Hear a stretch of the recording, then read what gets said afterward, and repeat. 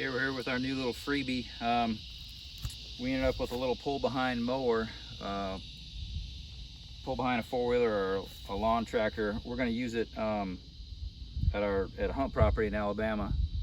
We got it for free from the neighbor who he got it for free from somebody and said the motor was locked up. So we looked it over and got the motor unlocked and got it to spin over, but found that it was full, had been sitting full of water.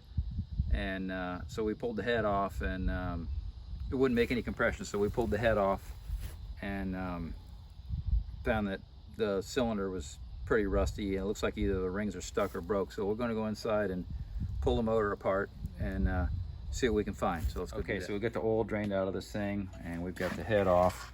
Let's shut the drain off here real quick. This thing was burning some serious oil, and sometimes it would make compression and sometimes it wouldn't. And let's see if I can rotate it. And if you can see down here in the bottom, there's some pitting in the cylinder, and I think some of the rings are either stuck or broken. So we're going to pull it apart and see what we can find. Make sure the valves are seating. So let's get it pulled down.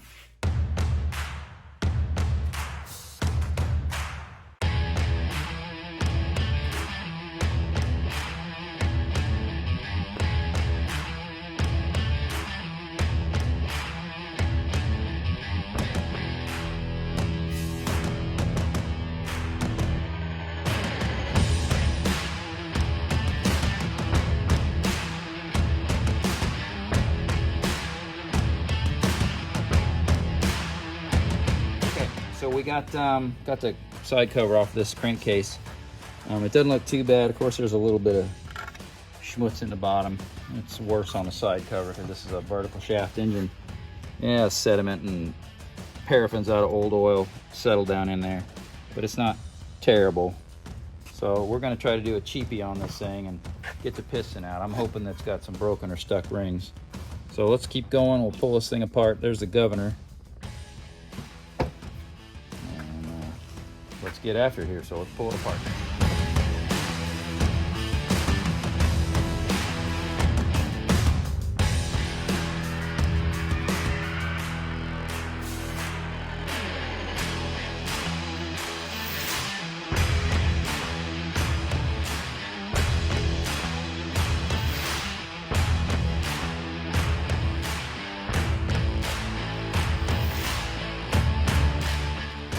All right. So we'll pull the crank out. I'm going to lay this block and cylinder down here. See if we can show you how it's shaking. So it's a little rusty back in there, but the bad one is on the top of the cylinder. I don't know if you can see it. There we go.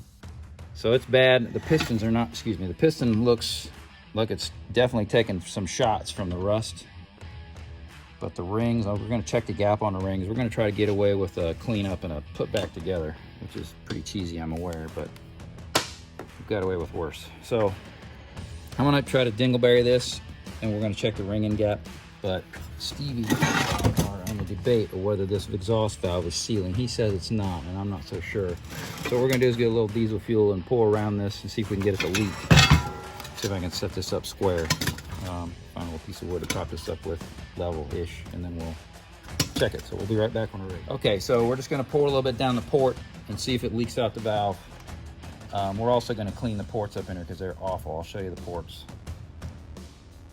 Oh snap, I should have bet you. Okay, so that's sealing. We might as well check the intake. Over here. Intake's leaking a little bit, nothing to be too crazy about. We might, since we're here, we'll lap them and clean them up, but it's not too bad overall. So Stevie was betting that exhaust valve was leaking. It's a little wet there. Oh, nice try. Yeah. Yeah. Wishful thinking. It is. I should have bet you. All right. So anyhow, so we're gonna clean this cylinder up. I really would have liked to see one of those valves leaking because that tells me it was all piston.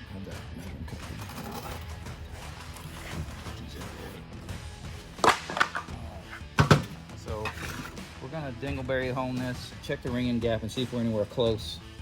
And if we are, then we're gonna go for it. If we're not, then we'll see about putting a piston in it, which is hard to find for these anymore, the 10 horses. So let me get my dingleberry hone and feeler gauge. I guess I got to measure, what is it, 4 thousandths per inch. Good rule of thumb on checking ring in gap is 4 thousandths per inch. So if this is a, I'll have to check it with real quick with a dial indicator. But if it's just say a 4-inch bore, then up to 16 thousandths would be okay. Generally, I find them a little tighter than that, but up to 16 thousandths, you're on the money. So we'll check the ring in gap and see if we can clean this cylinder up. Hear that? Okay, so I got my glaze breaker. My dingleberry would not fit this cylinder. Let's see, talked about measuring it, so we just have an idea of what we're looking at. Got this cheesy little caliper. 3.4. 3.42 is the cylinder size. 3.4. 3.43. So I got this glaze breaker, a 3-stone glaze breaker. All we're going to do is try to see if that rust will come out of there, and we can clean this up. Now, when you're honing a cylinder, you don't just want to sit there and turn on it as fast as you go. It wants to turn about this fast, maybe a little faster, and you go up and down. And you want those cross hatchings to do this, so they overlap each other. So right now, I'm just going to knock it around a little bit and try to knock the rust out of there, and then we'll get a little more serious about it.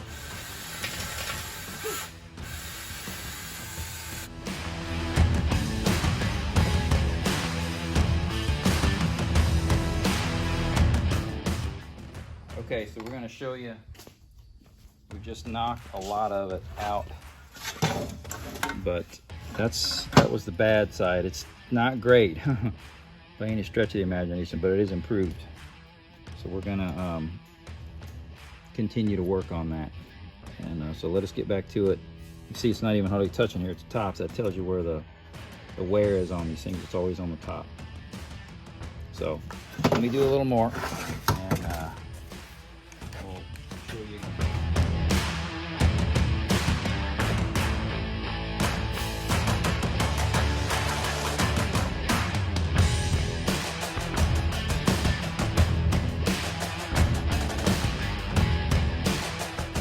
So we're going to check the ring in gap on this thing and see if we're going to get away with this or not. So these rings, you probably can't see it, but they took a beating. You know, they're a little scratched. They're just cast iron rings on these motors. So what we calculated was it needed to be 13.5 thousandths for this ring in gap. So what we're going to do is stick a ring in here, and we're going to use the piston with the second compression ring on it to set it down there even, flush. So there's that, it's down in there. That way you know it's square. Oh, that ring in gap is massive. Massive. It's like 250 thousandths. So there ain't no way to even begin to check that. So let me recheck my thinking. Okay, so we have worked on this cylinder and got it cleaned up, but the ring-in gap is 130 thousandths, and it's supposed to be 13 thousandths. So I did a piston to cylinder wall clearance, and it's oversized as well. It's about twice what it ought to be. It's 5 thousandths. It should be 2, and 2.5, not quite 2.5. So I think what we're going to do is put a piston in it, oversized piston, have this cylinder bored. So let's get one ordered, and we'll get back. This engine, I don't know if we're going to be able to see it or not. I can't probably focus in on it, but there's some rust pitting on the valve seats and the face of the valve, especially the intake. I can get this thing. Work my camera. We'll focus in, but there's some pitting on there. And it's definitely, the margin of the valve's definitely worn down. So I'm gonna have them do a little valve job on this. I hate to do that, but that's the way it is. If you look, I did a little grinding in the ports. Yeah, just mostly the valve pockets down in there, the bowls. They were really bad. I mean, you'd come in here and there was just stuff sticking all down the place. I didn't get crazy, I just cleaned it up. This is not a hot rod. This is just gonna be on that mower deck. So we'll just see if we can't make it run a little cooler and a little smoother. So we're gonna get this thing down to the machine shop and get this block done, valve job done.